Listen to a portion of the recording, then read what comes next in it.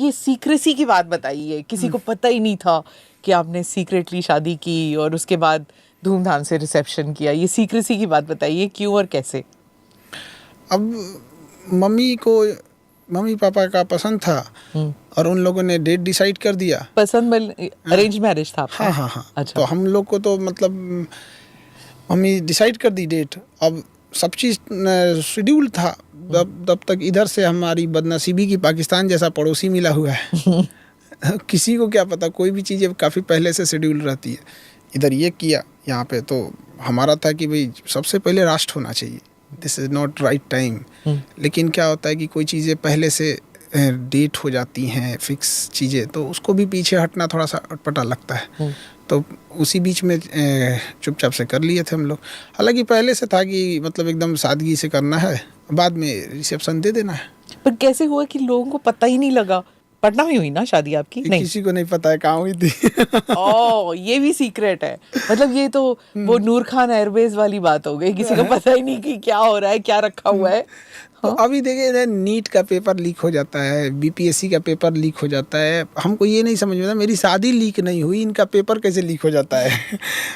शादी में तो उतने लोग होते हैं। आपको आउटसोर्स करना चाहिए था ना खान एकेडमी को। तो उन लोग को पता नहीं क्यों ऐसे हो जाता है। उन लोग हमारा तो कहीं से नहीं हो, इवन कि ड्रोन ना हो। मतलब एक चीज़ का डर था कि कहीं ड्रोन से ना रिकॉर्ड हो जाए, तो ऊपर से भी कवर करा दिया गया था जहाँ पे आपका निकाह हो रहा था। हाँ। क्या लगाया आपने? टेंट लगाया? हाँ, वो सारा चीज़ें वो पैक कर दिया गया, कंप्लीट पैक टेंट। तो लोगों ने क्या सोचा फिर कि क्या मतलब बारात निकली होगी, कुछ तो निकला होगा? कैसे आप गाड़ी में गए, कैसे गए आप? तो नॉर्मल जैसे सब गए, गाड़ी से ही गए थे वहाँ पे। हाँ। बट किसी को पता नहीं लगा था कि क्या है क्या नहीं। हाँ। इवन जिसका जगह था ना, जिसकी प्रीमिसेस हम लोग यूज़ कर रहे थे, उन्हें भी नहीं पता था। निकाह के बाद पता चला कि यहाँ खान सर का निकाह हुआ है। ओह।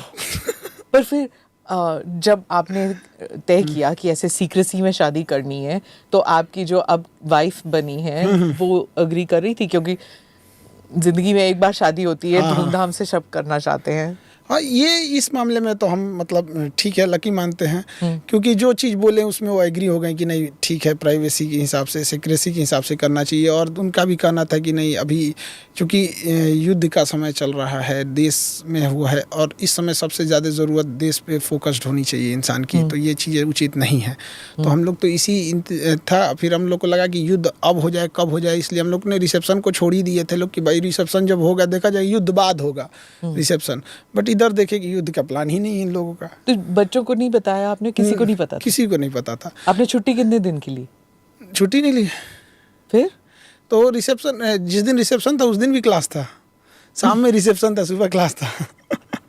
छुट्टी नहीं ली आपने? अच्छा, नोबडी नोज कि आपकी वाइफ का पूरा नाम क्या है, क्या करती हैं, क्या बता सकते हैं? नहीं मैम, थोड़ा सा इसको नहीं बताया, क्योंकि किसी भी लेडीज़ का अपना एक आइडेंटिटी होता है। वो अपना काम अच्छे से करें, अपने ऑफिस में जाएं, अब उनके काम के बदौलत लोग उन्हें जाने, न कि इस वजह से कोई जाने कि खान सर की वाइफ है।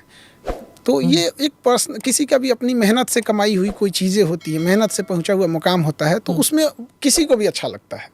किसी दूसरे का नाम जब जोड़ दिया जाता है तो अच्छा नहीं लगता है। कल को फिर कोई कहेगा कि आप यहाँ पहुँची इसलिए कि आप इनकी वाइफ हैं। तो हमें लगता है कि इंडिविजुअलिटी अच्छी रहनी चाहिए किसी की भी। पर शादी का मतलब ये नहीं होता कि दो इंडिविजुअल्स एक साथ हो जाते हैं तो फिर ज़िंदगी एक साथ बितानी है, तो दोनों के जो प्लस एंड माइनस आ जाते हैं ना एक दूसरे के? नहीं, हाँ, वो तो होते हैं, तो पर्सनल लाइफ में होते रहते हैं सब में एकदम। हम अपने टीचिंग में हम हैं, वो अपने काम में हैं, हम उनमें इंटरफेयर नहीं करते। हमने जहाँ हम दोनों की ज़रूरत रहती है एक दूसरे के साथ रहते हैं। हाँ। और रिसेप्शन हुआ, सब आए, वीआईपीज वगैरह सब आए, और फिर वो भी बवाल मचा कि घूंघट ओढ़ा था आपकी वाइफ ने, और फिर किसी ने घूंघट को हल्का सा ऊपर किया तो फिर सबने कहा कि देखो देखो देखो, खान सर जो है विमेन इमेंसिपेशन की बात करते हैं, विमेन राइट की बात करते हैं, और घूंघट ओढ़ा हुआ है। तो मैम, ये हम घूंघट को लेके जब रिसेप्शन हो रहा था तो हमने बोला था उनसे कि देखिए आप, ये वाइफ का ही मेरे डिसीजन था कि हमको घूंघट में, क्योंकि उनका कहना था कि बचपन का शौक़ है मेरा कि हर लड़की का सपना होता है कि वो दुल्हन बने तो घूंघट, उतने भीड़ में घूंघट, दुल्हन की अलग पहचान क्या होती है, क्योंकि रिसेप्शन में तो सब सज धज के आए होते हैं, तो दुल्हन की पहचान क्या। हम कहेंगे लोग फिर हमको बोलेंगे, तो कहेंगे नहीं नहीं, मेरे बचपन का शौक़ है हमारा ये घूंघट। तो हम समझाएं उनको, अब कोई कितना ही समझाएंगे, लेकिन वो जिद पे अड़ी थी कि नहीं हमको ऐसे ही रहना है। तो हम कहे ठीक है भाई चलिए, तो लेकिन हम बोले थे। आपको बुरा लगा जब लोगों ने ऐसे बोला कि नहीं, अब लोगों के हिसाब से देखिए, एक हम लोग गांव से आए हैं, तो हमारे गांव में एक कल्चर होता है, हम गांव नहीं छोड़ सकते हैं। शहर में आने का मतलब हम गांव नहीं छोड़ सकते हैं। तो हमारे यहाँ गांव का कल्चर होता है, मुंह दिखाई के लिए नेक दिया जाता है।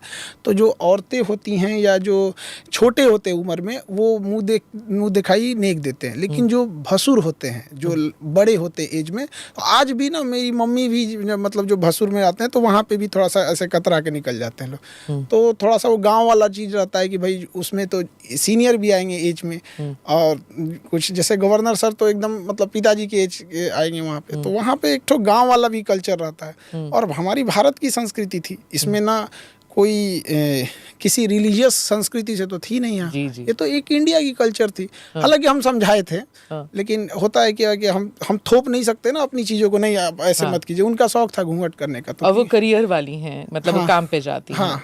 ये नहीं तो काम पे क्या हम घूंघट लगा के थोड़ी जाते हैं। रसोई कौन संभालता है, आप कि दोनों साथ में? हमें खाना बनाने नहीं आता है, मम्मी और वो। अच्छा, हाँ, साथ में रहती है ना आपकी माँ। अच्छा, दैट्स नाइस। और पर आपका जो रिसेप्शन था, सब वीआईपीज आए हुए थे, सब साथ में खड़े थे, और अलग अलग पार्टियों से भी लोग आए थे। पॉलिटिकल पार्टीज जो थे वो तेजस्वी भी थे और बाकी लोग भी थे। तो सेलिब्रिटी हो गए आप तो। हम तो एक शिक्षक हैं, अब हमको मतलब इंसान को थोड़ी समझ में आता है कि हम तो शुरू से ही एक पढ़ाने का काम किए हैं, और जो भी रहा कोई टॉपिक है, कोई इशू है, तो उस पर बताते रहते हैं यहाँ पे। हाँ, रिश्ते सबसे रहते हैं और सबको कोशिश किए बुलाने के लिए। अब एक हफ्ता पहले ही हमने सबको लगभग प्राइवेसी मेंटेन करने के लिए लास्ट के एक हफ्ते हमने बुलाया था। तो आई थिंक कि कुछ लोग छूट भी गए होंगे, अक्सर हो जाता है, कई बार घर के बगल का आदमी छूट जाता है। नाराज हो गए तो कुछ लोग की नाराजगी आई, तो और कुछ लोग, होता है, ये ह्यूमन एरर हो जाता है। इतनी भीड़ में 10,000 लोगों को जब आप बुलाएंगे तो कोई ना कोई तो हो जाता है। पर ये ट्यूशन में भी होता है ना कि अगर आप किसी स्टूडेंट को ना लें अपने क्लास में, या फिर कोई बाहुबली आके कहे कि मेरे बच्चे को ज़्यादा टाइम दो, वक्त दो, इसको ज़्यादा पढ़ाओ, प्राइवेट ले लो इसका अलग से, ये भी तो होता होगा ना आपके साथ? ये स्कूलिंग लाइफ में होता है, स्कूलिंग इसमें, कोचिंग उसमें नहीं होता है। कोचिंग में दबंगई चलती है कि मेरा बच्चा आके गुंडई करेगा, आप कुछ नहीं बोल सकते हैं, ये वाला होता है। तो हम कहे कि गुंडई करेगा तो गुंडई हम भी करेंगे। मेरा क्लास है, हमसे ज़्यादा गुंडई कौन करेगा? तो इसलिए पहले होता था बहुत। तो अब तो धीरे धीरे हमें भी समझ में आ गया कि ये मतलब ज़्यादा उस लेवल के नहीं है, थूर देंगे तो ये भी शांत हो जाएंगे लोग। तो फिर ये बोलते हैं कि फ्रंट बेंच पे बैठेगा, पीछे नहीं बैठेगा मेरा बच्चा। हाँ। ये सब गाड़ी में आएगा, वो गाड़ी उड़ी में तो आते रहते हैं, थोड़ा धमकाते रहते हैं। तो शुरू में ना हमको लगा था, ये जब स्टार्टिंग किए थे तो बहुत सारे लोग ऐसे धमकी देंगे कि मैं यहाँ करूँगा। हमें लगता था कि ये लोग बहुत बड़े घर से आते हैं। पर एक बार आदमी एक लेवल तक बर्दाश्त करता है, बर्दाश्त करते करते जब उब गए ना, तो इन लोग को धोना चालू किया। हम लोग भी बदमाशी करते तो हम लोग भी थूर देते थे। फिर केस वगैरह करके जब घर गए लोग, तो इनके घर खाने को नहीं था। मतलब वहाँ पर घर में खाने को ठीक नहीं है, बाप फटा चप्पल पे घूम रहा है, और घर में एक सेकेंड हैंड साइकिल है, पटना में आके धुआं कर देंगे, ये कर देंगे, वो कर देंगे। मतलब इस लेवल की चीज़ें हैं वहाँ। पर फिर भी तमंचा लेके घूमेंगे, भाड़ा पे चलाने की भी क्षमता नहीं है। तो उब गए हम लोग ये सब चीजें देख के। अब कोई तमंचा लेके आता तो जैसे लगता है रुमाल लेके आया है। सबके पास होता है। पर क्या अभी ऐसे होता है? हाँ, होता रहता है। जंगल राज जो कहते थे लालू जी के वक्त का, सबने सुना कि वो सब खत्म हो गया था, सिर्फ कुछ इलाकों में है। पटना में भी है अभी भी? नहीं, अब तो पटना ये सब चीजें बहुत कम हो गई हैं, लेकिन मन बढ़ई जो है ना वो बहुत ज्यादा है। मतलब थोड़ा सा कुछ होगा कि ऐसा भाषा, मतलब बोलेगा ना, एक हम आपको बताते हैं, रात को 11 बजा था तो कोचिंग वगैरह सब क्लोज करके हम लोग टहल रहे थे। बट एक ना वो रिक्शा वाला जा रहा था, उसके बगल से एक तेज स्कॉर्पियो वाली गई, साइकिल था या रिक्शा था उसका आपको ध्यान नहीं है, वो गिर गया बेचारा, तेज स्कॉर्पियो से गया। हम लोग उठाएं उसको सिंपैथी के नाम पे कि बेचारा को कोई चोट तो नहीं लगा, वहाँ पे उसको चोट नहीं लगा था, वो गिर गया था। उठ के कह रहा है कि मेरा आदमी इसको उठा लेगा। मतलब वो उसको अलार्म के तू उठ जा भाई, पहले तू उठ जा, क्या मेरा आदमी इसको उठा लेगा, धुआं धुआं कर देंगे इसको मार के। जानता नहीं मैं कौन जानता हूँ। नहीं होंगे तू अपना वो सेकंड दिल्ली से गया होगा सर। ये तो हुए दिल्ली की बातें होती है कि हाँ तुम जानते नहीं हो हम कौन है, हमारा बाप कौन है। ये चीज़ें बहुत ख़राब होती है। हाँ। एक जो एटिकेट्स हैं ये चीज़ें, इससे क्या होता है ना कि किसी भी जगह का बिजनेस ख़राब होता है। और कहीं पे अगर बिजनेस खराब हुआ तो वो स्टेट या वो जगह आगे नहीं जा सकता। बिजनेसमैन एक ऐसे चीज होते हैं ना जो दूसरे को रोजगार देते हैं, दूसरे से कुछ नहीं मांगते हैं। और जगह अगर ये बिजनेस डिस्टर्ब हो जाता है तो सारे लोग डिस्टर्ब हो जाते हैं। आप ये कह रहे हैं इस वक्त हिंदुस्तान में बिजनेसमैन को गालियां ही पड़ती है ना, जो बड़े उद्योगपति हैं, कि ये है ना। अब भारत में ना हर इंसान अमीर बनना चाहता है, लेकिन जो अमीर बन जाता है लोग उससे नफरत करने लगते हैं। हाँ। पता नहीं क्यों। और कामयाब, मतलब हर इंसान तो मेहनत ही करना चाहता है यहाँ पे। तो कुछ लोग हैं जो गलत तरीकों से पैसे कमा लिए, वो गलत है। बट जो ईमानदारी से काम कर रहा है उसके लिए कोई जगह नहीं है यहाँ पे। अगर किसी ने करोड़ों टैक्स दिए हों और अगर वो एक छोटी सी दवा के लिए अगर मर जाएगा तो कोई उसे पूछने नहीं आएगा। गवर्नमेंट हॉस्पिटल में इलाज कराने के लिए कलेजा चाहिए होता है। गवर्नमेंट स्कूल में अपने बच्चों का एडमिशन कराने के लिए बहुत कलेजा चाहिए होता है, ताकि हम अपने आँखों से देख रहे होते हैं क्या हो रहा है क्या नहीं। हम भी कुछ दिन पहले, आई थिंक कि दिसंबर की बात है, बीपीएससी को लेकर प्रोटेस्ट चल रहे थे। तो वहाँ कुछ बच्चे बीमार पड़ गए थे, तो उनको हॉस्पिटल में एडमिट थे, कई दिन से वो खाना नहीं खाए। तो हम लोग जब देखने गए वहाँ पे तो उनको जो बेड पे वो लेटे थे ना, तो उन पे तकिया नहीं था, तो पानी बोतल लगाए हुए थे। हम बोले कि इनको तकिया दे दीजिए, 40 मिनट बाद तकिया आया। 40 मिनट, 1 घंटा को इंतजार करके तकिया लगाने के, मरीज है उसको तकिया नहीं आया। तो ये सारी चीज़ें गड़बड़ होती जा रही हैं यहाँ पे।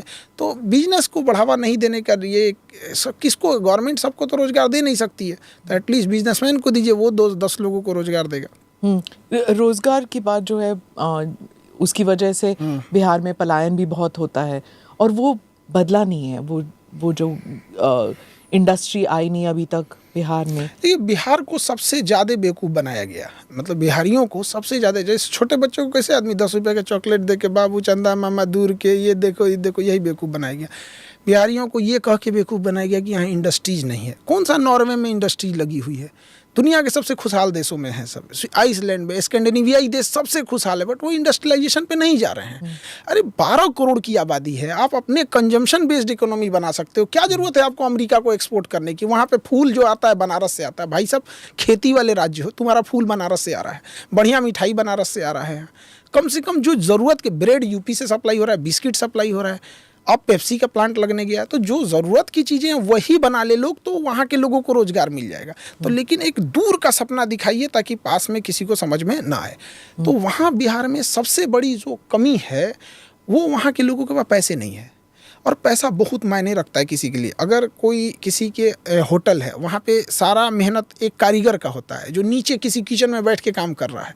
उसके पास पैसे नहीं है, इसलिए वो होटल के वो कारीगर का काम कर रहा है। जिस दिन उसके पास पैसे आएंगे वो अपना होटल खोल लेगा। सारा खेल पैसे की चल रही है यहाँ पे। सैलून की दुकान पे कोई बाल काट रहा है, उसके पास पैसे आएंगे, वो अपना खोल सकता है। तो वहाँ पैसे का अभाव तो है। कैसे होगा ये फिर? कैपिटल देखिए, सरकार को कुछ या कोई एजेंसीज को पब्लिक को कैटर करना चाहिए, उनको वेल ट्रेंड देना चाहिए, फिर उनका एक एग्ज़ाम लेना चाहिए जो प्रैक्टिकल बेसिस पे हो और थ्योरी बेसिस पे हो। जब वो पास हो जाएं, उस लेवल के आ जाए कि इनके पास ये जानकारी हो गई। जैसे सपोज कीजिए कोई गाय पालना ही चाहता है, उसको पता ही नहीं है कि 30 लीटर पानी पिएगी तब जाके 10 लीटर दूध देगा। उसको 30 लीटर पानी उसको समझ में नहीं आ रहा है वहाँ पे। उसको छोड़ दिया है वैसे ही कि कब उसको कैल्शियम देना चाहिए, कब नहीं देना चाहिए। उसको कोई आइडिया नहीं है, पाले जा रहा है वो। कोई भी चीज़ बिजनेस खराब कर रहा है वहाँ पे।